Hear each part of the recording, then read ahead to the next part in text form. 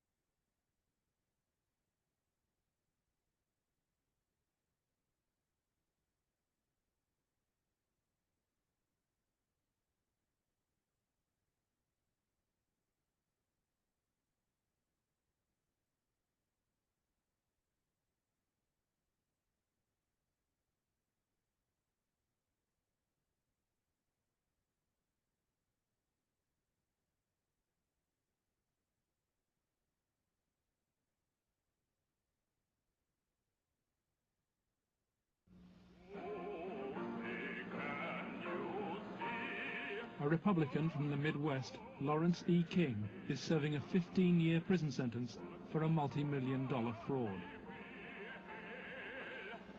But financial crime is only half the story. This is the true story of Lawrence King. It is the story of an evil at the heart of America, of a cover-up at the highest level.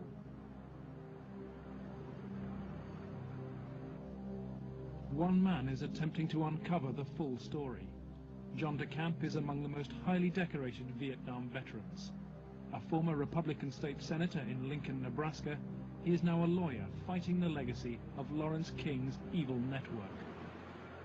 It's a web of intrigue that starts in our Holy of Holies, Boys Town, Nebraska, one of the most respected institutions in the United States, and spreads out like a spider web to Washington, D.C., right up to the steps of the nation's capital, the steps of the White House, involves some of the most respected and powerful and richest businessmen in this United States of America.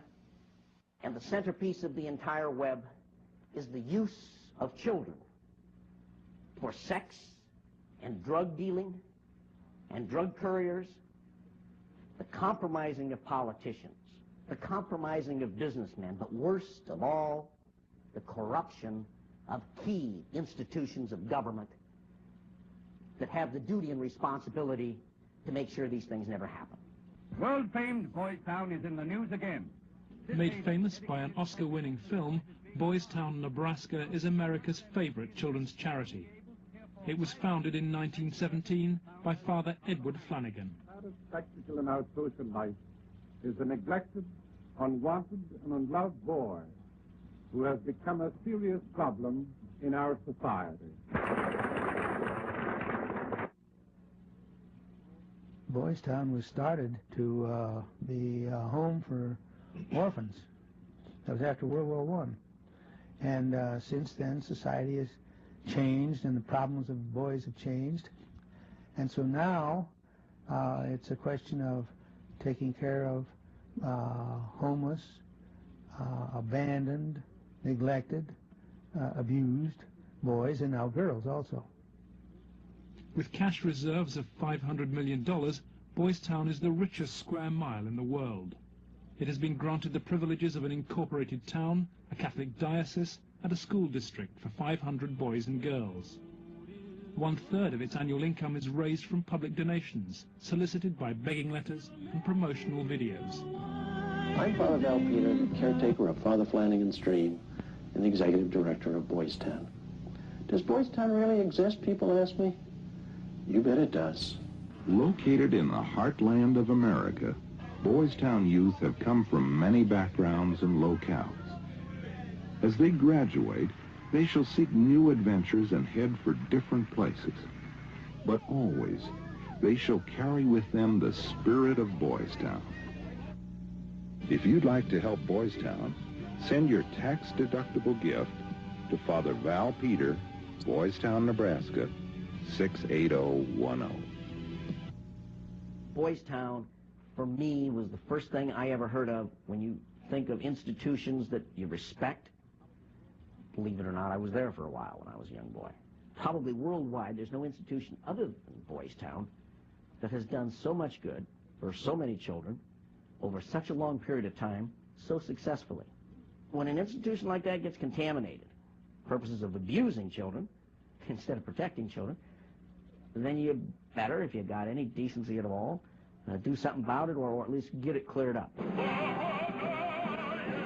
John de Camp lays the blame for the contamination of Boys Town on the one-time leader of the National Black Republican Council, Larry King. Larry King was the fastest rising black star in the entire Republican Party of the United States during all of the 1980s. And he was also one of the most evil individuals in this country in terms of being a dealer of children, in terms of being a thief, 40 million that they documented he stole, and in terms of using and compromising and corrupting one after another politicians. The base for his network was a small People's Bank in Omaha, Nebraska, the Franklin Federal Credit Union. Larry King was its general manager.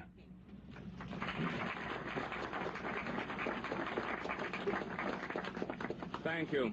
This is especially an exciting day for me. Mr. King was a very charismatic person. When he came to the credit union, he was brought in because the credit union was actually failing. He did everything to build the credit union. King courted the leaders of Omaha's wealthy business district. Banks, industry, and charities placed millions of dollars in King's hands. From 1979, Larry King developed close commercial ties to Boys Town, and Boys Town youngsters were sent to work for his companies. Boys Town had quite a few accounts at Franklin Credit Union. Those were considered very valuable accounts. They were handled exclusively by the bookkeeping department. But on the average of once a month or once every 2 months, we always seemed to incorporate a person from Boys Town. King used Boys Town as a source of young boys for his business and for sex and drug orgies. Paul Banassi was a victim of King's abuse. He was also sent by King to lure Boys Town youngsters off campus. We used to just drive around and go up toward a home. That's when we used to do some of the scavenger hunts with picking up some of the kids. You know, just kind of win their confidence, become friends with them for a while. Start inviting them to the parties. The kids were 10 years old or older. In 1986, King's plundering of Boys Town was reported by staff to the chief executive, Father Val Peter. Subsequent testimony proves that he carried out his own investigation, but that King's victims refused to talk. Nebraska has a very clear statute that child abuse allegations should be reported to authorities. They shouldn't be reported to the principal of a school, director of a facility. They should be reported directly to either Child Protective Services or law enforcement. An internal investigation at Boys Town would have no status. I mean, in other words, that evidence collected may be something that could augment, but it certainly could not take the place of an investigation, a criminal investigation. Could you understand why a very detailed report from a social worker employed at Boys Town identifying children and identifying their alleged abusers never saw the light of day? Nothing happened with that. No, I couldn't understand that, because had I known that had been, I wouldn't put up with that. But is something like that happened? I don't know of it. Well, in retrospect, I regret having any association with Larry King. Had I known it at the time, it would never have happened. Despite the investigation, Larry King remained free to feed his pedophilic parties with child victims. But in 1988, a routine review brought the Boys Town cases to the attention of Nebraska's State Foster Care Review Board. And the information presented to the Foster Care Review Board, either via the telephone reports, the personal reports, or the reports we reviewed, Larry King's name was consistently present as someone that the youth were making allegations against. I mean, I turned that information over to authorities, and nothing happened. I would say we handed over at least a foot-high amount of material. Generally speaking, the allegations were ignored. Omaha police now accept that Larry King may have been abusing children. Good morning, Roberta. Good morning, King. But its most senior detective claims he never received any evidence. It is certainly possible that Mr. King was involved in illegal acts with children. If there was sufficient evidence of those types of allegations, he would have been prosecuted by the county attorney's office. For me, it was very clear that the case was not investigated and not pursued because of the alleged perpetrators. Those perpetrators named by the children formed a ring of rich and powerful pedophiles in Omaha. Men from industry, politics, the media, even the police. Besides Larry King, ringleaders were department store billionaire Alan Baer,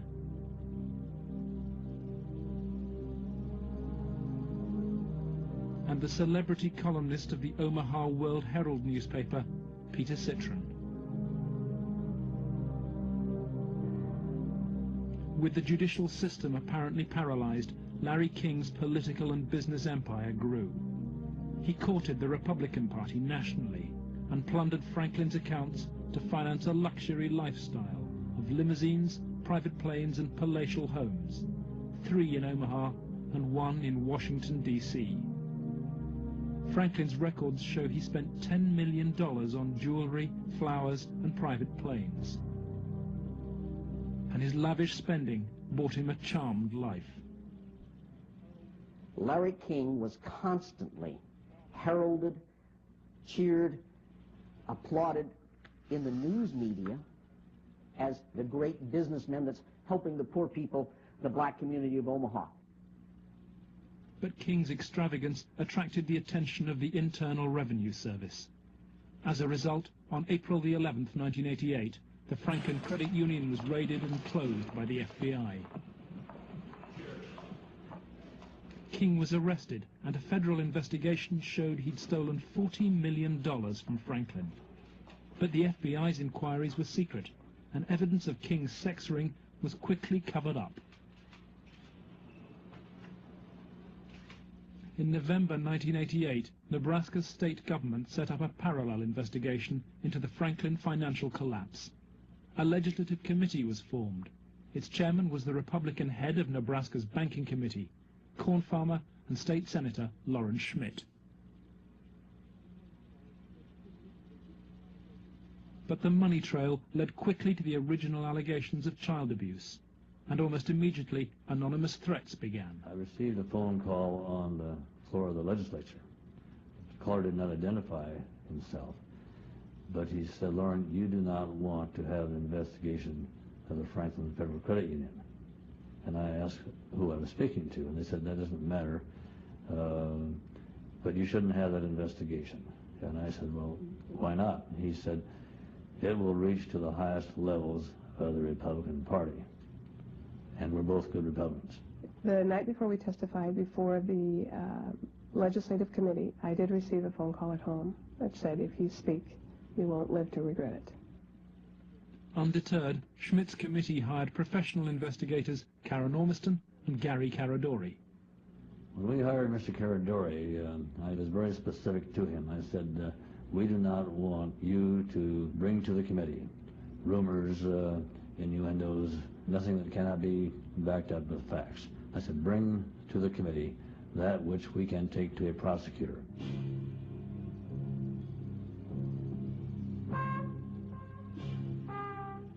On the streets of Omaha, Gary Caradori and Karen Ormiston found new victims of King's pedophile network.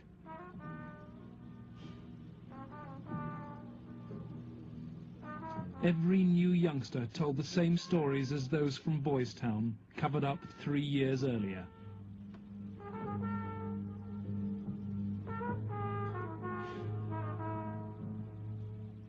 They were telling us about prominent people in Omaha and elsewhere that were abusing children at parties. The prominent citizens' names that originally came up were of concern to me because I knew many of those individuals, and I very frankly was shocked to have those names show up on the list. Ormiston and Caradori recorded their new witnesses on videotape. A victim of abuse since he was 8, Paul Benassi was present at many of Larry King's sex parties. Who were some of these people that would come to these parties? Larry King, Peter Citron, and Wilson Wild. He was like people. Media personality Peter Citron procured some of his victims from Boys Town. The kids he liked were mainly around the age of probably about 8 and 13. It was mainly fondling and oral sex with them. He did have some anal sex, but he usually did that with the older kids.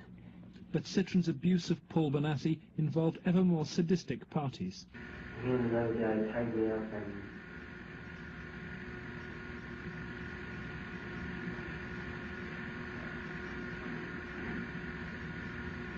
You okay? they tied me up and had some other kids perform sex on me, and they were feeding me, and they burned me some cigarettes. Okay. Just take a deep breath now. Whenever you were tied up, was there anybody else present other than you, Peter Citron, and Danny King? Yes. Who was that?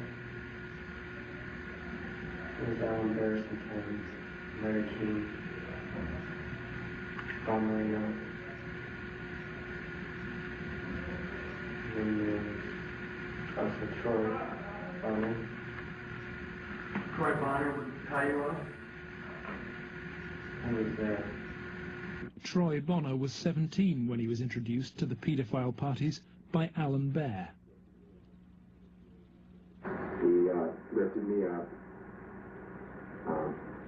kind of moved me over to the bed, said let's get on the bed, and put his head down, started performing oral sex on me while his penis was at my end. As they say, a 69 position.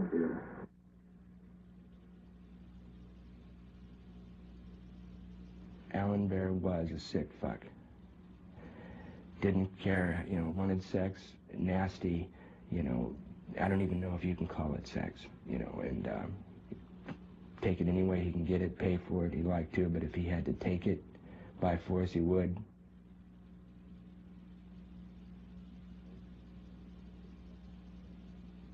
Larry King was the same kind of sick fuck Alan Bear was, except Larry King was more violent, more sure of himself, I mean, I would, see him fuck a 10-year-old boy in the ass, until he bled, and, just pull out and stop, and, push him down, and then go out and, meet with decent people. King would also provide underage girls for abuse. Alicia Rowan was 15 when she attended her first party.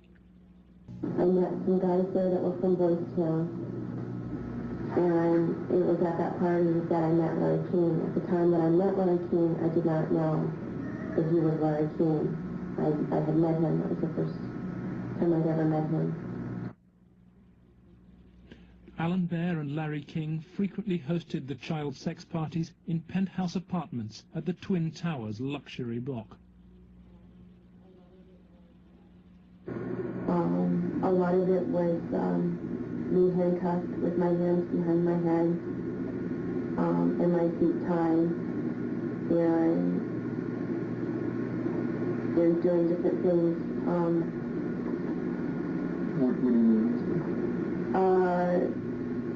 Sometimes there'd be a guy straddling over my face. Okay. Most of the time, Larry King took pictures quite a bit during that time. I know it's difficult. I don't know. Okay. And I think I could have said no. Okay. But I don't know. Okay. And you know, Alicia, you're a victim. And at a young age, let's go off camera for a minute. We were appalled. It was incredible. It's incredible what these kids went through, I think. I was shocked when I walked in. There was a kid, I would say about 15 years old, out in the middle of the room. One guy was standing in front of him. He was bent over, and the other guy was like reaching under him, playing with his nipples, while a guy whom Jeff told me was a police officer shoving beads up his rectum. The police officer was shoving beads up his rectum? Yes. Everything, I mean, from just, you know, touching to, you know, fruit, squash, you know, huge squash, you know, that big around, you know, stuck into you, into your ass, you know. Heat things, hot things, you know, poked at you and stuck in you, you know. I got those scars on my arm one night at a party where Larry King was, and he had brought somebody, I don't clearly remember who it was, you know, wanted to see how strong a men we were or something, you know, and have us push our arms together. And you push your arms together. King has these same scars. And you push them tight together, and then you light cigarettes, and as soon as you get burning, you just drop them down between your arms and, you know, let it burn. You know, and they made us stand there naked and touch each other by holding our arms together and burn cigarettes. You know, it's on film someplace. I mean, they filmed it, burning, you know. And those of us that didn't like to be involved and didn't want to be involved were threatened. Oh, so, and who would do these threatening remarks? Larry King. Do you think Larry King personally did? I think he did. And when they threatened, you know, that I can go find somebody that will kill you, and it will kill your family, he didn't tell anybody. Larry King was also here. He came in and we drank and did cocaine. I didn't do much, and he turned me on to it. Larry King did. He didn't like me because, you know, I would get high on drugs, you know, and I would question him about, you know, how can you do that? I mean, once I asked him, you know, he wanted me to shit on him, urinate on him, you know, and I did, but gladly, you know, I mean, you know, I even said to him, you know, you stupid fucker, you know, I mean, I just sit on here paying me money, how can you get into that, you know, and I got, you know, beat up by it. I came home here a lot of times beat to shit from, you know, misspeaking my tongue, so to speak, and, you know, just telling him how I felt sometimes. Drugs was a strong part of how they got control of some of the kids, because that's what some of the kids were there to get. They would do the sexual acts and then be provided with cocaine or whatever type of drug they wanted. Heroin, you know, I don't know, but that was my drug of choice, you know. Till this day, I remain an addict, you know.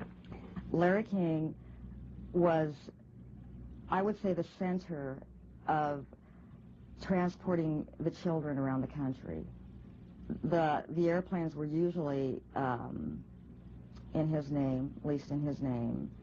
They were paid for by Larry King.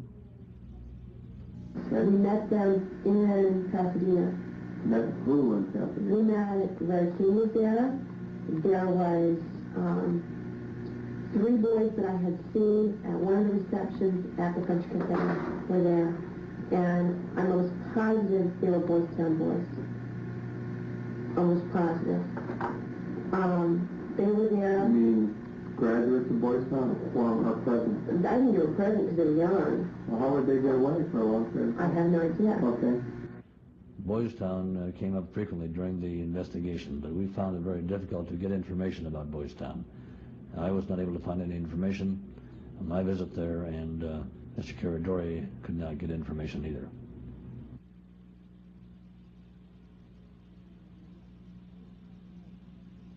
4 years on, Boys Town remains unwilling to discuss its involvement with Larry King. We asked for an interview with Chief Executive Father Val Peter, but Boys Town's public affairs officer refused. I would have to give you a flat no. I'm just going to tell you at this point that we will not participate with you. We have no interest in talking to you folks. It's something that we don't even care to delve into.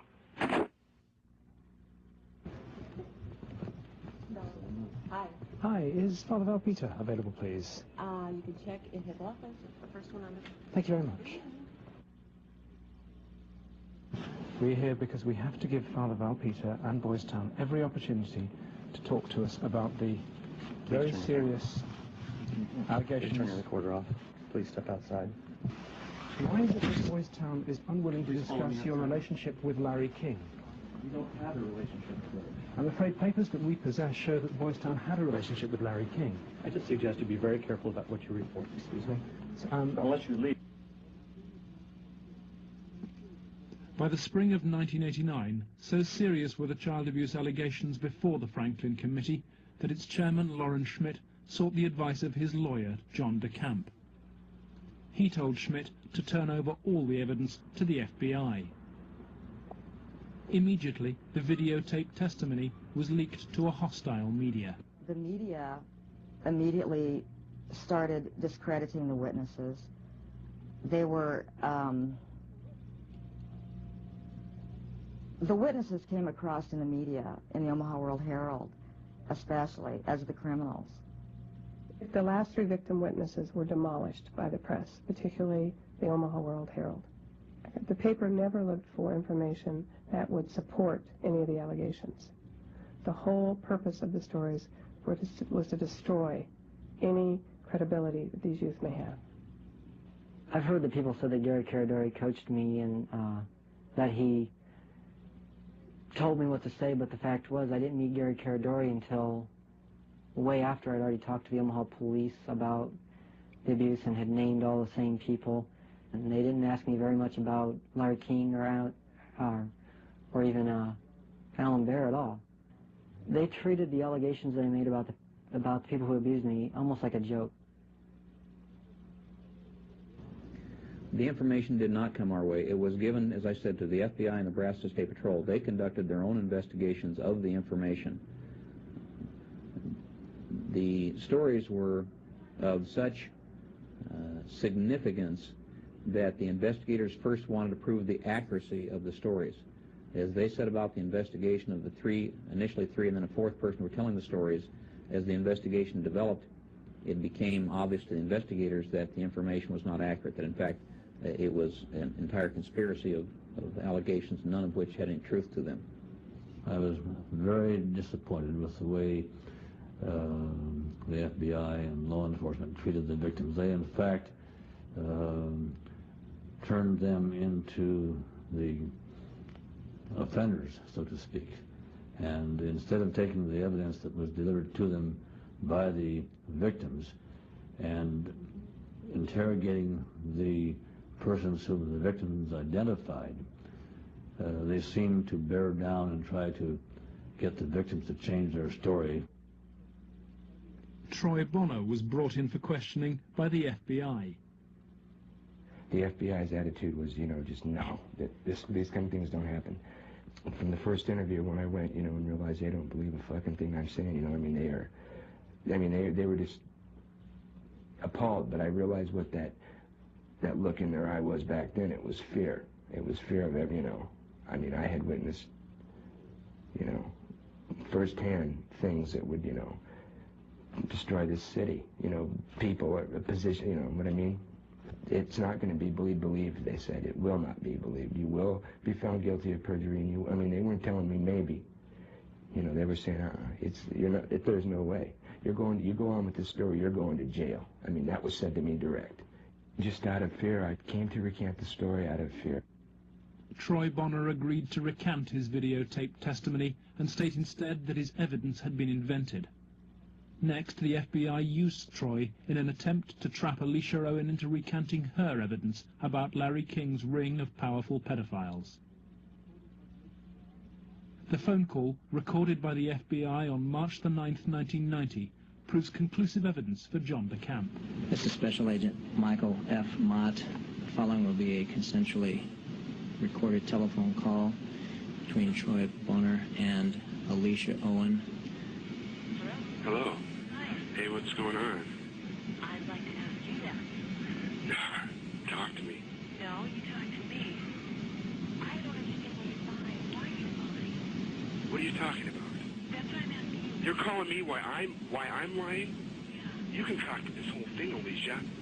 You're full of shit. You didn't tell me what's going on. You're full of shit. Hey, look. Who do you have listening on the line? I have nobody listening to me. I'm listening to you, and I'm hoping you give me some fucking answers. I'll be honest with you. I don't know what kind of game you're playing. I'm not trying to play a game. And I don't know who you have listening on the phone call. You're being stupid, Alicia. I'm not going to go to jail for you. And that's what's going to happen. Why would you go to jail? Jail for telling the truth? No, jail for lying. What have you lied about? I haven't lied. Okay, but why are... Listen, shut up. Listen to me. You're not out here being talked to them every day. The pressure's kind of hard. You literally have to have bricks for brains to take on the FBI in this country. And that's exactly what you'd have to do this properly. They now, in my opinion, in my investigation, are the architects of the cover-up. We asked the FBI for an interview about its investigation of the Franklin scandal. Larry Holmquist with the FBI here. We feel it would be inappropriate for us to comment. We work this with the Omaha Police Department. We just don't feel it would be appropriate for us to make comments.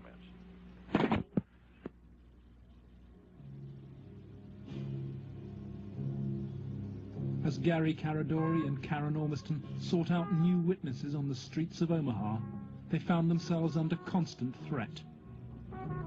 Gary was threatened several times. His vehicles were tampered with. I would think whoever tampered with them, it was a scare tactic because it was so obvious that they were being tampered with. Gary there was one piece of evidence I know he got that he even said he got one step ahead of him this time. He told us about this book. It was like addresses, telephone numbers, names. He said if they knew he had it, they'd kill him. On July the 11th, 1990, Gary Caradori and his 8-year-old son, AJ, were flying home from Chicago. They had watched the All-Stars baseball game, and Caradori had been pursuing new leads. Investigators from the National Transportation Safety Board are in Harold Cameron's cornfield trying to determine what caused this private plane to crash, killing its 2 occupants.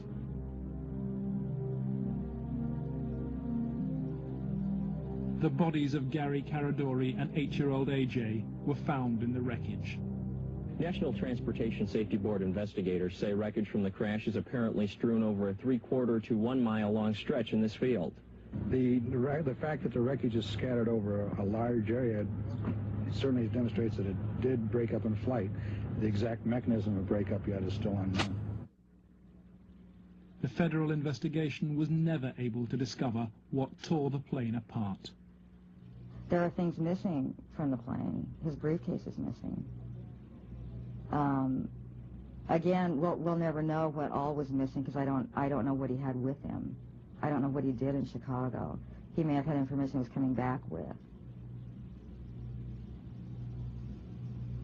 Within 24 hours of the tragedy, FBI agents impounded all records of the investigation.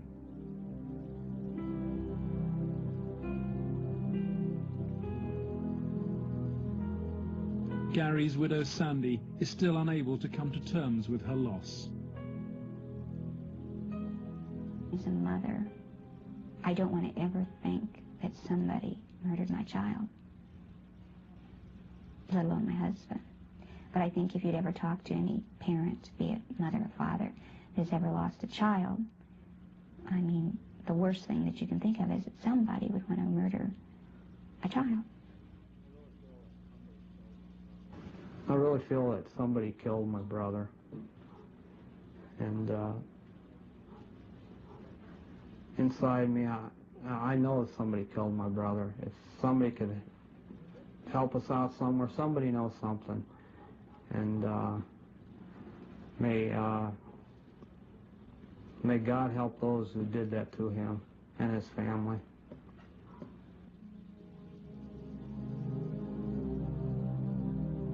Gary Caradori's death pricked Troy Bonner's conscience. He promised Sandy that he would recount his recantation and tell the truth. I set the record straight. I was, going to do it. And would, the truth would come out, and somebody would be held accountable for his death.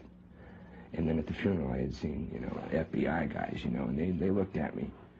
I was supposed to meet Senator Labetz and Schmidt for lunch after the funeral. And, that's when I decided, I told my mom, we're not going to do the lunch. We're going to hightail it out of Lincoln now. The effect of Gary's crash on the investigation, I think, in effect, put an end to anybody else coming forward with sensitive information like this. That's when I was finished, because I figured out if they murdered Gary and his son, there was nothing that would stop them. There was no piece of paper, there was nothing we could come up with that was going to get anything done. Under pressure from the FBI, Troy Bonner agreed to tell a Douglas County grand jury investigating Larry King that he and Alicia Owen had concocted the entire child abuse story on payment of a $500 bond. Troy Bonner was to be the star witness against Alicia Owen, but he grew uneasy about maintaining what he claims were the lies fed to him by the FBI. But when his brother Sean died in an inexplicable gun accident, Troy and his family were convinced they'd been sent a warning message. And they killed him just flat out, right? Somehow, professionally, made something happen, to shut me up. The purpose of Sean's death?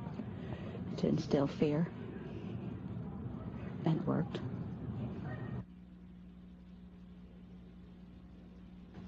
Do I feel guilty about my brother? Yes, I do. That's where all this is coming from. That's where the energy is coming from, that I'm getting to do this. It's for him, because it should have been me there instead of him. Really. I'm not trying to make anybody feel bad, but he was brilliant and innocent. It should have been me. He had so much to give. I'd taken so much. It should have been the other way around. I can explain to you what it feels like to lose a child. But when you see the pain your kids have because of that, it's much worse. I can't do anything for them. I can't take that pain away for them.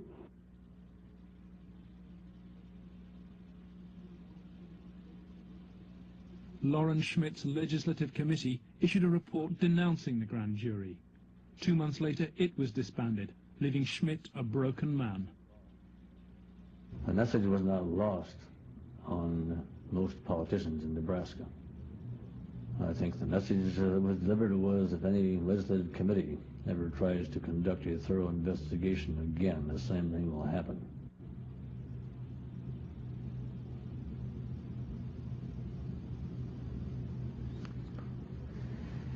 It has shaken my faith in the institutions of government. I used to be a firm believer that the system would work, and that people who did things wrong would be punished. And we discovered victims who claimed to have been abused and who the grand jury acknowledged had been abused. But they did not try to find out who had abused those individuals. Instead, they convicted Alicia Owen of perjury. Indefensible from my point of view. In July 1991, Alicia Owen was convicted of perjury. Her sentence was between 9 and 25 years. I can't find a case in the history of this country where some kid got sentenced to 25 or 30 years in prison for something like this. If you were going to pick a what I call a tell sign, something that says something fishy about the whole thing, it was in the sentencing itself. For some reason, they had to send a signal to every kid who was a potential witness. My opinion again. A signal so loud and clear, if you dare to come forward, if you dare to talk, watch what happens. 3 months later, Larry King was jailed for the $40 million fraud. He was given a 15-year sentence, 10 years less than Alicia Owen. John DeCamp is now the only man fighting to help Larry King's victims. He's become the lawyer for Paul Benassi and Alicia Owen. I live in Nebraska. Hell, I was born here, raised here. I have 4 kids growing up here. Like it or not, it's my heritage, you know. Well, if it's a dirty cesspool that I got to live in or look back on that I left, that ain't good. The real cost, if I were going to say to my family, has been the fear and intimidation it's put in some of the kids. A couple of the kids are really, really frightened and really had some sleeping problems over, you know, hear this or that. So that's been the real concern I've had. In the face of mysterious threats, John has turned for advice to his friend and one-time boss, former head of the CIA, Bill Colby. Old Bill Colby told me better than anything. The one thing that the bad people can't afford is publicity, and knocking you off right now or doing something obvious to one of your kids would bring them more trouble than it's worth. I said, you have to consider the possibility of some danger to not only your reputation, but to your person. I mean, people do react rather violently to some kinds of charges, or particularly if they're true, there's more apt to be a negative reaction than if they're false. If they're false charges, then they can be reacted to in a normal way, by a libel suit or whatever. But if there's truth in it, there can be a danger in that situation. We've seen that happen in other cases.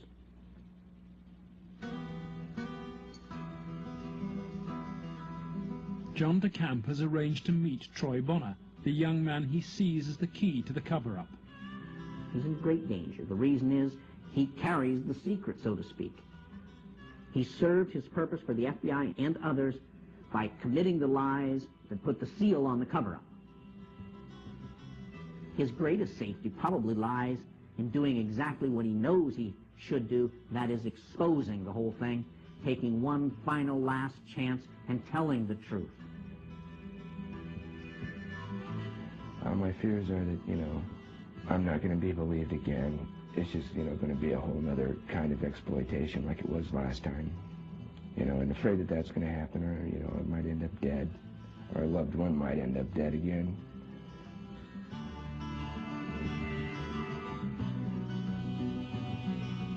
I want this to go forward and have something done so that all those other kids who a lot worse, more worse things have happened to can come forward and see that action can be taken, because there are a lot of other kids out there that, you know, things happen to them that, you know, a lot worse than happened to me.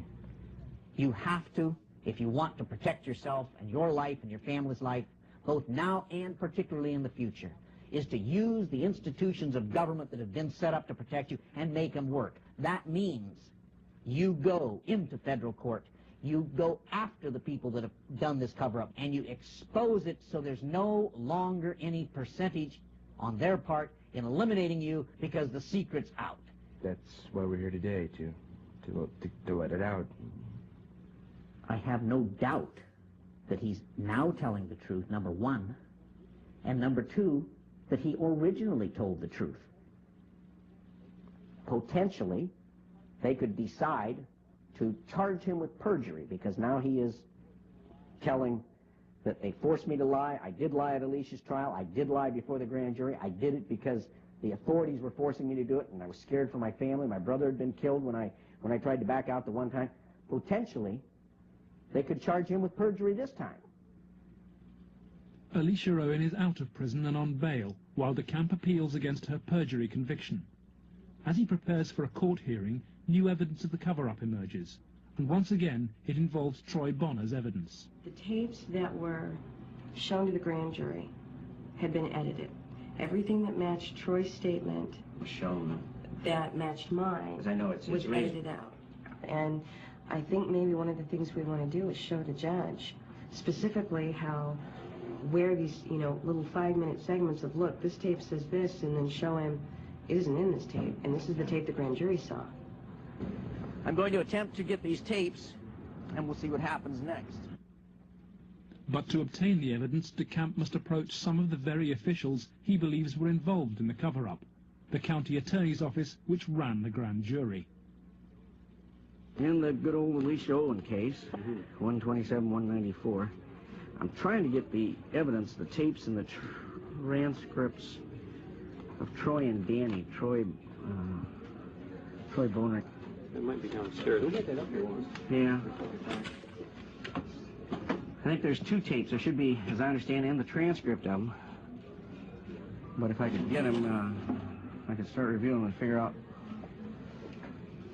maybe a little bit on what's happening on some things. It's up at the county attorneys. They have all the bills up there. Robert.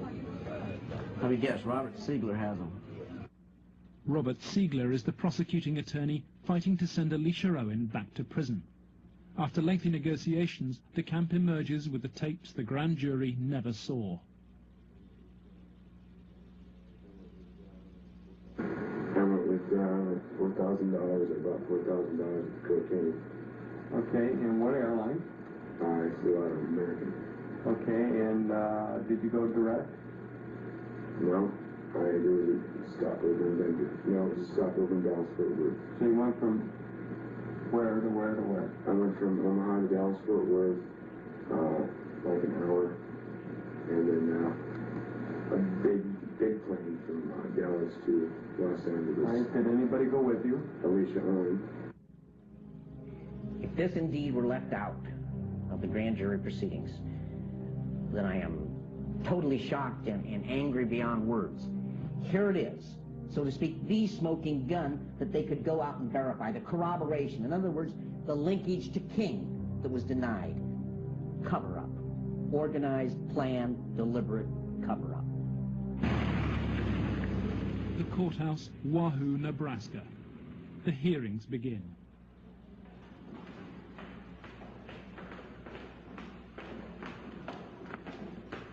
Alicia Owen is ready to testify. So too is Paul Bonassi.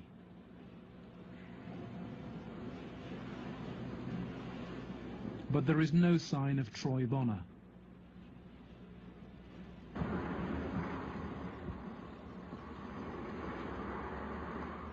DeCamp discovers that Robert Siegler has sent the young man a threatening subpoena. Fearing arrest for perjury, Troy has gone into hiding.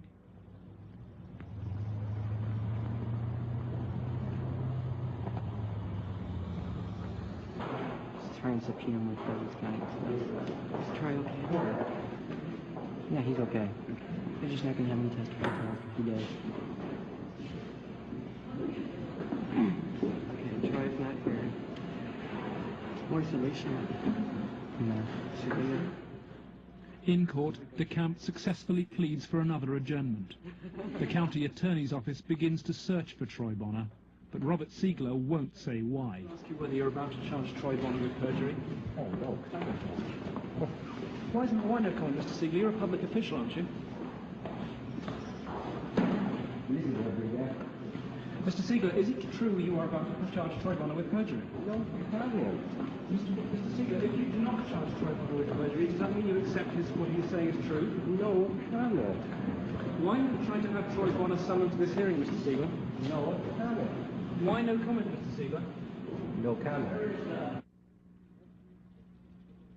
Every victim witness who stepped forward in any way, or even was a potential witness that somebody heard about, has either been killed, put in jail under some theory or other, terrified or run out of the state, discredited. Every perpetrator, even the convicted ones, have been treated as conquering heroes. Obviously, the FBI was protecting something a lot more significant than a bunch of old pedophiles having improper relations with little boys. They were protecting something a lot more significant than a bunch of drug peddlers. They were protecting, in my opinion, they were protecting some very prominent politicians, some very powerful and wealthy individuals associated with those politicians and the political system, up to and including the highest political people in this entire country.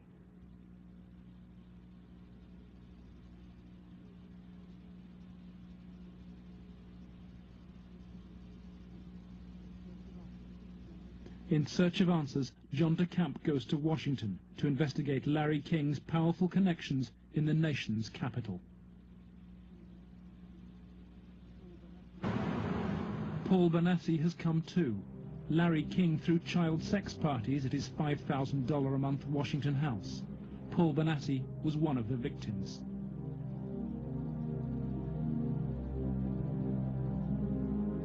Larry King's house down in Washington, D.C. was a nice house. It was on what I believe it was Embassy Row, because that's what they kept talking about. There were a lot of flags from different countries when you drove around in the area.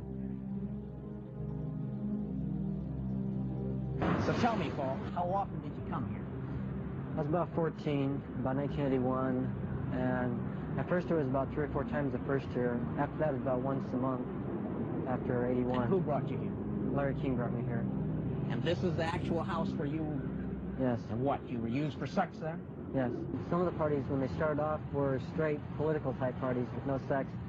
And then when some of the men had left, some of the politicians had left, the ones that had planned on engaging in some type of sexual activity, that would come after the party. Some of the kids would be held downstairs in some of the rooms where if they acted up or if they started freaking out because of the drugs that they were on, they'd put them in a room that they couldn't get out of, and they'd lock them in. Were there drugs at these parties? Yes. What kind of drugs? Anything you wanted. Cocaine, heroin, speedballs. You're telling me those speed. things were at these parties where you had Larry King and prominent politicians? Yes. Were they readily available to anybody at the party? At the after parties, they were readily available for anybody. Beforehand, they did it more upstairs than they did anywhere else, and it was kind of in the back rooms. Were any attempts ever made that you know of to expose this situation? As far as I know, nothing's ever been done, and most of the people that were in there had already been, I guess you say, compromised. King's partner in sex crime was powerful Washington lobbyist Craig Spence. He took youngsters like Benassi on midnight tours of the White House. So you were in the White House then? Yes. And how did you gain access? Well, I came down with Larry King, but Craig Spence was the one that arranged the trip for us. And it was kind of a gift for our services that we were doing. How many times were you on this kind of a trip? I came to it on 2 times. 2 times. And were you used for sex on those occasions? Not until after we left. After you left the White House? Yes. What time of night? It was usually around midnight.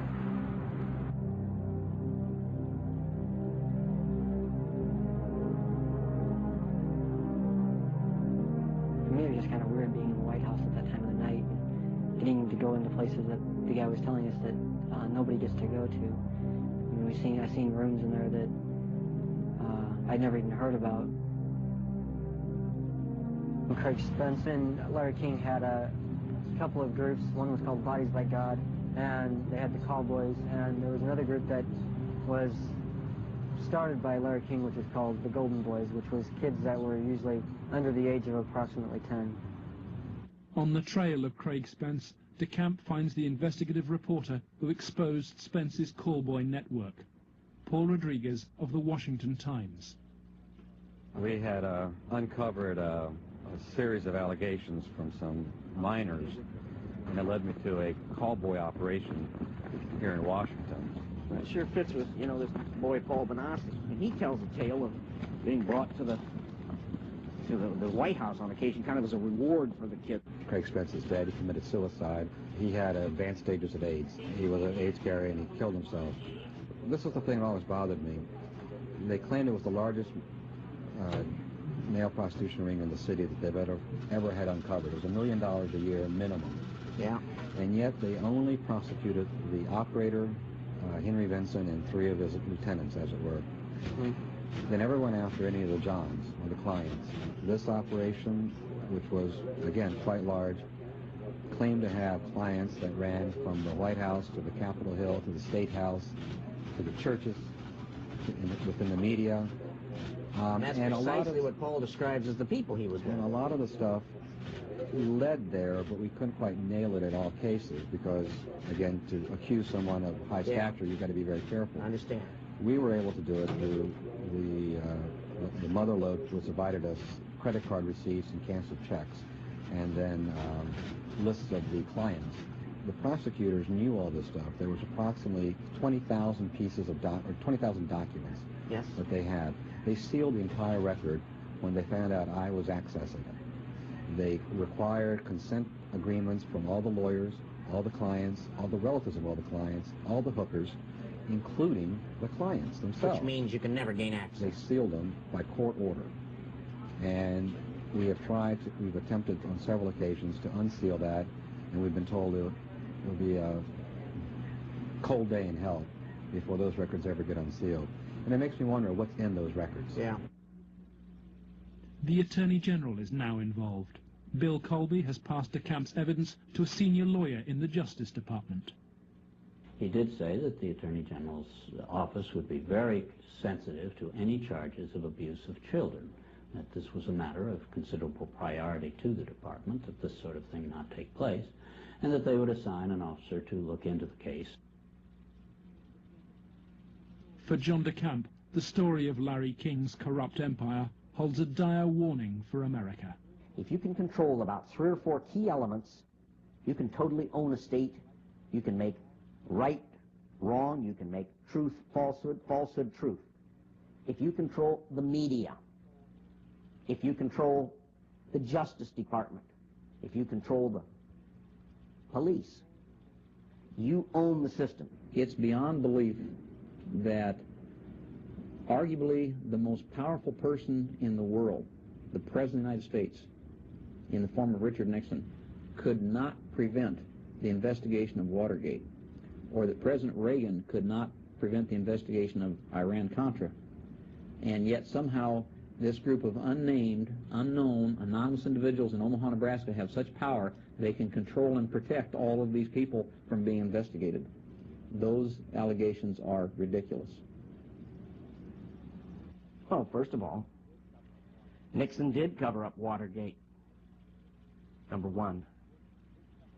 Bush did cover up Iran-Contra, at least officially. And Omaha has successfully covered up this situation. In each case, it was the press that exposed the problem. It wasn't institutions of government. They had been corrupted. They had been compromised. They were the ones doing the cover-up.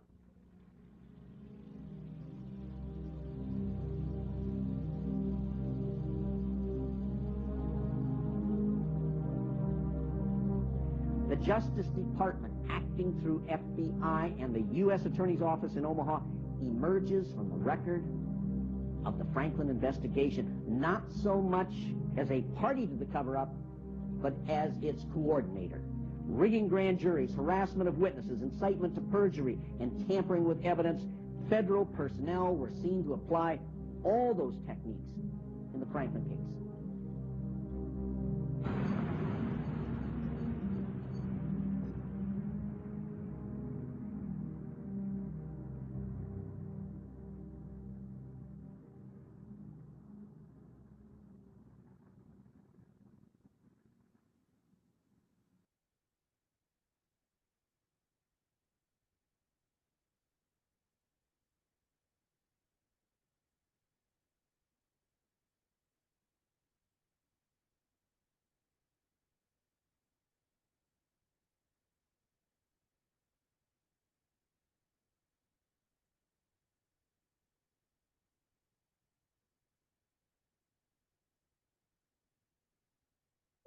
Okay, that's about the Franklin scandal.